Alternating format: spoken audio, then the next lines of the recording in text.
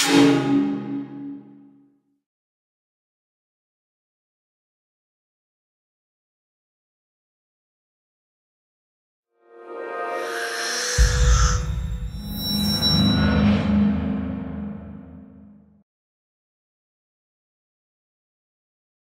obviously I'm going to need another fill at the end of, well, just before the beginning of bar 49 to announce the next kind of progression.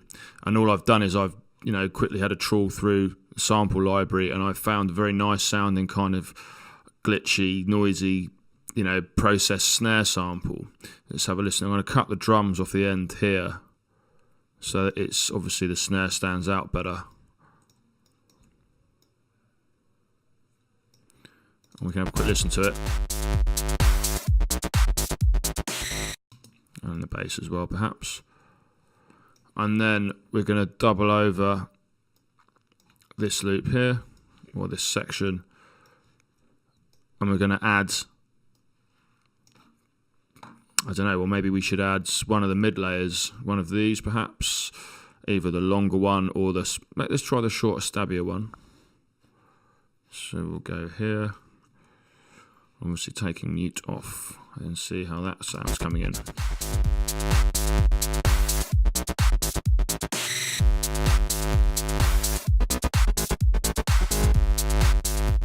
And that kind of adds a bit of drama over the top.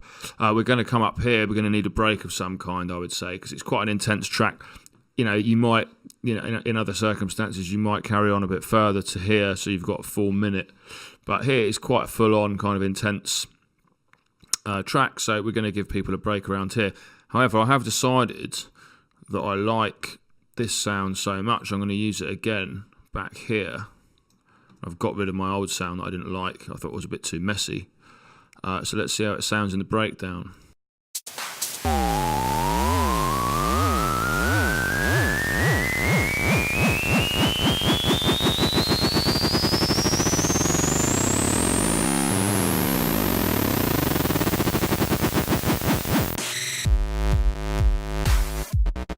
Yeah, and obviously that's sounding much better.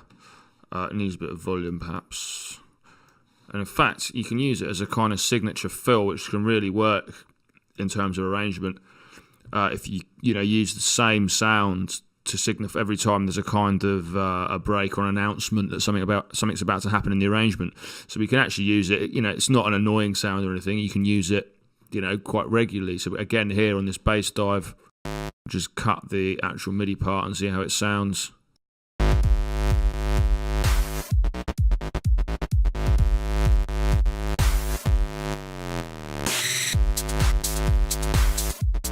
Yeah, and that works.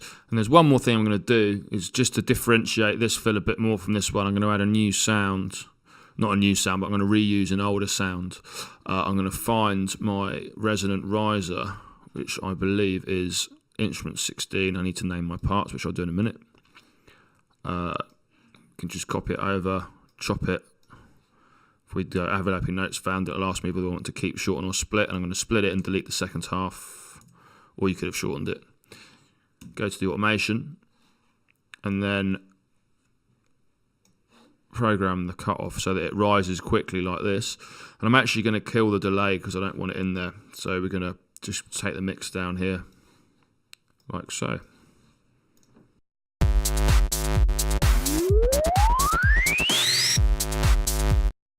It's probably a bit loud. Other than that, it's working quite well.